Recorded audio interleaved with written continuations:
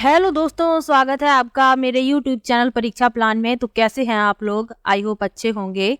तो जैसा कि आप लोगों को पता है कि साइंस के इम्पोर्टेंट क्वेश्चन की मैं प्रैक्टिस करवा रही हूं। तो ये 6वां वीडियो है, यानी 5 वीडियो इसके पहले प्रैक्टिस के आ चुके हैं और आप लोगों ने वो वीडियो देखे होंगे तो आपको पता होगा कि सभी प्रश्न उसमें भी महत्वपूर्ण हैं और इस वीडियो में भी मैंने महत्वपूर्ण प्रश्न लिए हैं।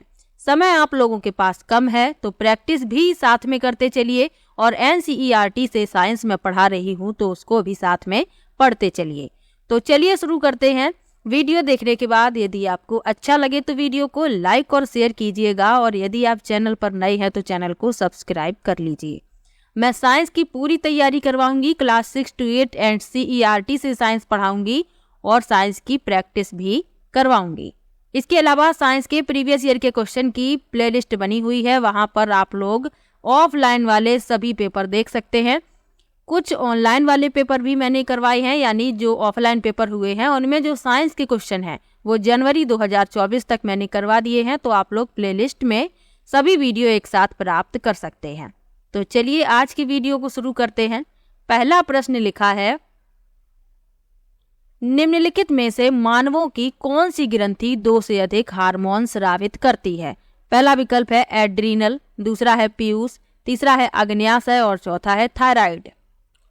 तो 2 से अधिक हार्मोन का स्रावण करती है पीयूष ग्रंथि। दूसरा विकल्प इसमें आपका सही हो जाएगा।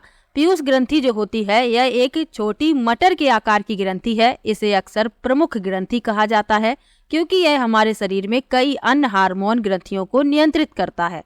यह हाइपोथैलेमस और पीनियल ग्रंथि के बीच मस्तिष्क में स्थित होती है। तो ये आपको याद रखना है। दूसरा विकल्प इस प्रश्न में सही हो जाएगा। अगला प्रश्न देखते हैं। लिखा है, नीचे दिया गया कौन सा कथन सही है? पहला विकल्प है सभी धातुएं ठोस होती हैं, दूसरा है सभी धातुएं कठोर होती हैं, तीसरा है सभी अधातुएं गैस होती हैं और चौथा है सभी अधातुएं अतन्य होती हैं, यानी तन्य नहीं होती। तो अधातुएं जो हैं तीनों अवस्थाओं में विद्यमान होती हैं। अधिकांश गैसें हैं जैसे नाइट्रोजन और ऑक्सीजन। ब्रोमीन एक द्रव है। कुछ ठोस होती हैं जैसे कार्बन और सल्फर। तो ये आपको याद रखना है। अब इसमें कहा गया है कि सभी धातुएं ठोस होती हैं। जो सही कथन पूछा गया है ये बताना है, तो जो सत्य है वह बताना है। तो इसमें पहला लिखा हुआ है सभी धातुएं ठोस होती हैं, ये गलत है क्योंकि धातुएं जो हैं द्रव भी होती हैं, गैस भी होती हैं। इसमें लिखा है सभी धातुएं कठोर होती हैं, तो कुछ मुलायम भी होती हैं, तो ये भी गलत हो गया। सभी अधातुएं गैस होती हैं, ये भी गलत है क्योंकि अधातुएं भी तीनों अवस्थाओं में होती हैं। चौथा जो लिखा हुआ है सभी अधातुएं अतन्य यानी तन्य नहीं होती, ये सही है। ये सही लिखा हुआ है क्योंकि वे भंगुर तत्व होती हैं, इसलिए सभी अधातुएं तन्य नहीं हैं। तो चौथा विकल्प इस प्रश्न का उत्तर हो जाएगा। अगला प्रश्न है, किसी विशिष्ट क्षेत्र में विशिष्ट रूप से पाई जाने वाली स्पीसीज को कहा जाता है? पहला विकल्प है संकटापन स्पीसीज, दूसरा है विलुप्त स्पीसीज, तीसरा है विशेष क्षेत्रीय स्पीसीज और चौथा है प्रवासी स्पीसीज। तो किसी विशिष्ट क्षेत्र में विशिष्ट रूप से पाई जाने वाली स्पीसीज यानी प्रजाति को विशेष क्षेत्रीय स्पीसीज कहा जाता है। तीसरा विकल्प इस प्रश्न का उत्तर है। प्रवासी प्रजातियां एक ऐसी प्रजाति है जो लंबी दूरी पर अक्सर नियमित समय पर एक स्थान से दूसरे स्थान तक जाती हैं। विशेष क्षेत्रीय प्रजातियां पौधे और जानवर हैं जो केवल एक भौगोलिक क्षेत्र में मौजूद होती हैं, तो ये इसीलिए विशिष्ट कही जाती हैं। और प्रवासी वो होती हैं जो एक स्थान से दूसरे स्थान पर जाती हैं, तो ये आपको याद रखना है। इसके अलावा इसमें और लिखा हुआ है विलुप्त प्रजाति कौन सी होती हैं? जो प्रजातियां अब पृथ्वी पर कहीं भी मौजूद नहीं हैं उन्हें विलुप्त प्रजातियां कहा जाता है। और इसमें लिखा है संकटापन्न, तो जो जिनका अस्तित्व खतरे में है तो वो संकटापन्न कही जाती हैं। तो चारों के बारे में आपको बता दिया। इसमें तीसरा इस प्रश्न का उत्तर है, तो ये आपको याद रखना है। अगला प्रश्न है, अपने कमरे में फर्श पर रखे किसी विशाल बॉक्स को सरकाने के लिए रेशमा को निम्नलिखित बलों में से किससे अधिक बल लगाना चाहिए? पहला विकल्प है स्थैतिक घर्षण, दूसरा है गुरुत्वाकर्षण, तीसरा है अभिलंब बल और चौथा है पेशी बल। तो इसमें यह पूछा गया है कि किससे अधिक बल लगाना चाहिए। तो क्या होता है? विरोधी बल जो सक्रिय होता है जब शरीर सतह से आगे बढ़ता है लेकिन वास्तविक गति अभी तक शुरू नहीं होती है, तो ये स्थैतिक घर्षण होता है। पहला विकल्प इस प्रश्न का उत्तर हो जाएगा। उसे यानी रेशमा को विशाल बॉक्स को सरकाना है सतह पर, तो इसीलिए पहला विकल्प इसमें सही है। ये पूछा गया है कि किससे अधिक बल लगाना पड़ेगा, तो स्थैतिक घर्षण से अधिक बल लगाना पड़ेगा। अगला प्रश्न है, नीचे दिया गया कौन सा समुच्चय ऐसे द्रवों को समाविष्ट करता है जो विद्युत के हीन चालक हैं। पहला विकल्प है टोंटी का जल, शैम्पू शहद, दूसरा है लवण विलयन नींबू का रस सिरका, तीसरा है शैम्पू वनस्पति तेल आसुत जल और चौथा है चीनी का विलयन सिरका और नींबू का रस। तो विद्युत के जो हीन चालक है यानी जो अपने में से विद्युत धारा का प्रवाह नहीं होने देते, वह बताने हैं। तो इसमें आपका तीसरा विकल्प इस प्रश्न का उत्तर हो जाएगा, शैम्पू वनस्पति तेल आसुत जल। ये विद्युत के हीन चालक होते हैं यानी अपने में से विद्युत धारा का प्रवाह नहीं होने देते। अगला प्रश्न देखते हैं, लवण और जल के मिश्रण को पृथक करने की प्रक्रिया में निम्नलिखित में से कौन सहायक नहीं होगा। पहला विकल्प है निस्तारण, दूसरा है निस्यंदन, तीसरा है आसवन और चौथा है उबालना। तो लवण और जल के मिश्रण को पृथक करना है, तो इसमें जो सहायक नहीं है वह बताना है। लवण यानी नमक और जल का मिश्रण है, तो इसमें जो सहायक नहीं है वह होगा निस्तारण। पहला विकल्प इस प्रश्न का उत्तर हो। तो इस प्रश्न में आपका पहला विकल्प इस प्रश्न का उत्तर हो जाएगा। अब निस्तारण किसमें प्रयोग होता है, तो निस्तारण केवल अघुलनशील ठोस को अलग करती है। यानी कि यदि जल में लकड़ी का बुरादा मिला दिया जाए तो वह थोड़ी देर बाद तली में इकट्ठा हो जाएगा, तो निस्तारण द्वारा उसे अलग किया जा सकता है। जबकि लवण जो होता है जल में घुल जाता है, तो वह निस्तारण द्वारा अलग नहीं किया जा सकता। तो पहला विकल्प इस प्रश्न का उत्तर हो जाएगा। अब निस्यंदन, आसवन और उबालना ये क्या होते हैं, इनके बारे में भी जानना आवश्यक है, तो चलिए इनके बारे में भी जान लेते हैं। अब इसमें लिखा है उबालना, तो यह एक ऐसी प्रक्रिया है जिसके द्वारा एक तरल वाष्प में बदलता है, तो ये उबालना होता है। आसवन क्या है, आसवन यह विभिन्न उबलते हुए बिंदुओं के आधार पर मिश्रण के घटकों को अलग करने की प्रक्रिया है। आसवन के उपयोग के उदाहरणों में शराब की शुद्धि, अलवणीकरण, कच्चे तेल के शोधन और हवा से तरलीकृत गैसें बनाना शामिल होता है। निस्यंदन क्या होता है, छानना, तो जब हम लोग चाय बनाते हैं तो छन्नी द्वारा उसे छानते हैं, तो वही निस्यंदन है। तो ये भी आपको साथ में याद रखना है। अगला प्रश्न देखते हैं, लिखा है बाई कोई ऐसा पौधा है जिसमें क्लोरोफिल नहीं होता, बाई क्या हो सकता है। पहला विकल्प है कसकुटा यानी अमरवेल, दूसरा है शैवाल, तीसरा है घटपड़ी यानी पिचर प्लांट और चौथा है मेपल वृक्ष।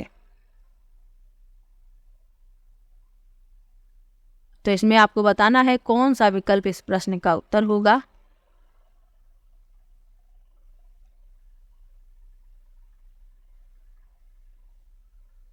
तो जिस पौधे में क्लोरोफिल नहीं होता तो वह प्रकाश संश्लेषण द्वारा अपना भोजन नहीं बना पाता।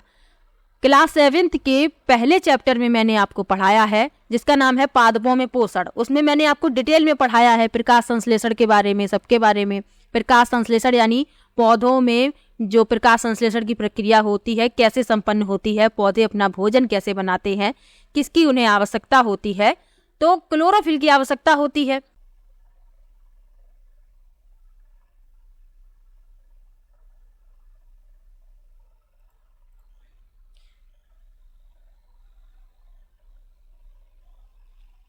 तो अमरवेल एक परजीवी है, ये आपको याद रखना है। इसमें क्लोरोफिल नहीं होता। यह जिस पौधे पर चढ़ता है उससे रेडीमेड यानी पका पकाया भोजन प्राप्त कर लेता है, यानी पोषण प्राप्त कर लेता है। जिस पौधे पर यह चढ़ता है उसे परपोषी कहते हैं, तो ये आपको याद रखना है। अब ये जो और विकल्प लिखे हुए हैं शैवाल, घटपड़ी और मेपल वृक्ष, तो इनके बारे में भी आपको याद रखना है। क्या क्या याद रखना है, मेपल वृक्ष जो है ये झाड़ियों या पेड़ों की एक बड़ी प्रजाति है। यह व्यापक रूप से शीतोष्ण क्षेत्र में वितरित लेकिन चीन में केंद्रित है, ये आपको याद रखना है। घटपड़ी ये कीटभक्षी पौधा है। इसमें प्रकाश संश्लेषण क्रिया संपन्न होती है लेकिन इसे कुछ और पोषकों की आवश्यकता होती है, इसलिए यह कीट और छोटे कीड़े मकोड़ों को खा जाता है। तो ये मांसाहारी पौधा है, ये आपको याद रखना है। दूसरे में लिखा है शैवाल। तो शैवाल जो होते हैं स्वपोषी होते हैं और प्रकाश संश्लेषण द्वारा अपना भोजन बनाते हैं। अगला प्रश्न देखते हैं, निम्नलिखित में से कौन सही मिलान का निरूपण करता है? तो इसमें मिलान करना है, चलिए मिलाते हैं इसको। लिखा है सिकुड़कर और शिथिल होकर शरीर की गति में सहायता करती है। तो ये होती है पेशी, इसे मिला देंगे दूसरे से। कठोर संरचना जो कंकाल बनाती है, तो यह होती हैं अस्थियां यानी हड्डियां, इसे चौथे से मिला देंगे। कंकाल का भाग जिसे झुकाया जा सकता है, तो वह होती हैं उपास्थि, इसे पहले से मिला देंगे। और वक्ष की अस्थि और मेरुदंड को जोड़कर बक्से की रचना करते हैं, वह है पसली पिंजर। तो इस क्रम में आपका ए का दूसरा, बी का चौथा, सी का पहला और डी का दूसरा। तो दूसरा विकल्प इसमें आपका सही हो जाएगा। ए का दूसरे से मिलाया था, बी का चौथे से मिलाया था, सी का पहले से मिलाया और डी का तीसरे से मिलाया। तो दूसरा विकल्प इस प्रश्न का उत्तर हो जाएगा।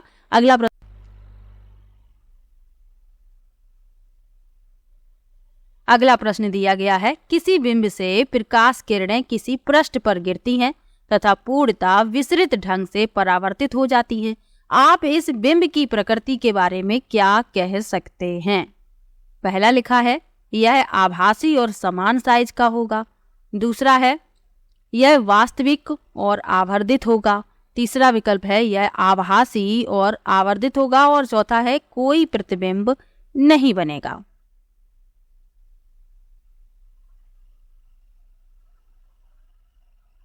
तो इसमें कहा गया है कि किसी बिंब से प्रकाश किरणें किसी पृष्ठ पर गिरती हैं और पूर्णतः विसरित ढंग से परावर्तित हो जाती हैं।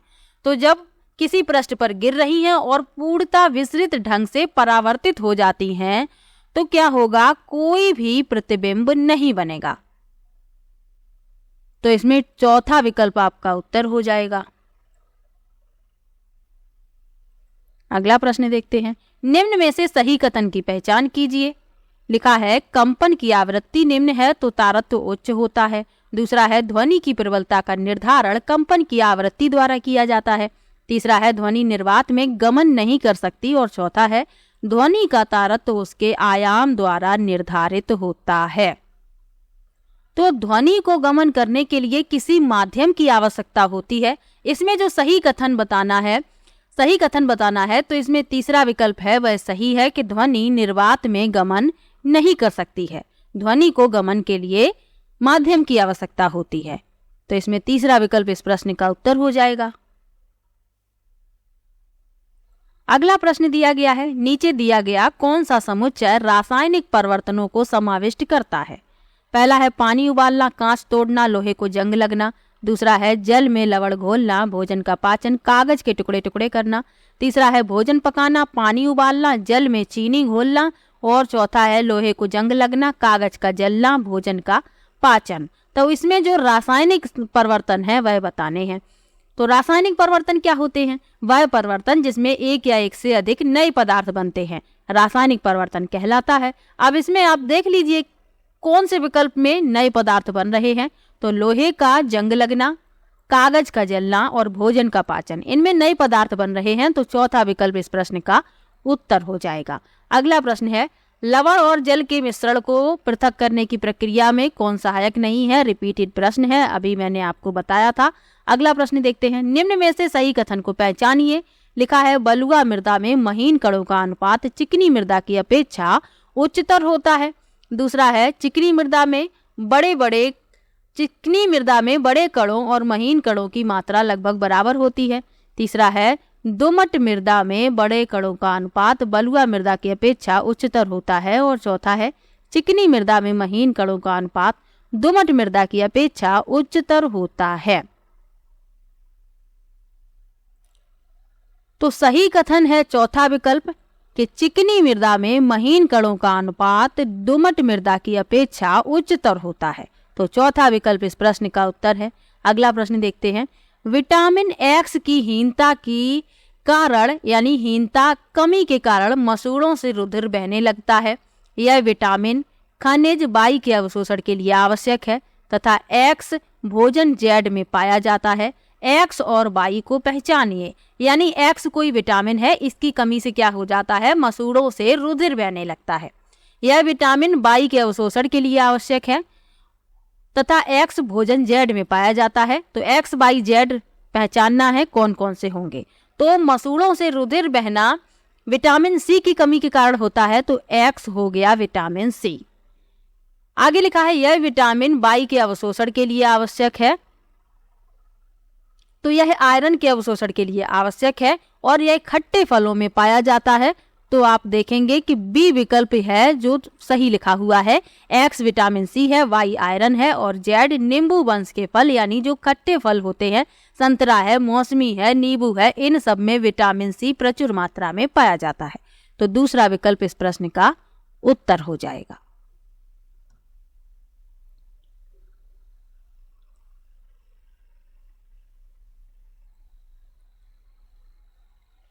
तो आज की वीडियो में कुल 14 प्रश्न लिए थे। किसी भी प्रश्न में आपको डाउट हो आप कमेंट बॉक्स में ज़रूर लिखिएगा और प्रैक्टिस की वीडियो लगातार देखते रहिए और एनसीईआरटी वाली वीडियो भी देखते रहिए। आपको जो प्रश्न ये आप देख रहे हैं प्रैक्टिस में, ये सभी एनसीईआरटी से ही पूछे जाते हैं। तो चलिए मिलते हैं नेक्स्ट वीडियो में, तब तक के लिए बाय बाय।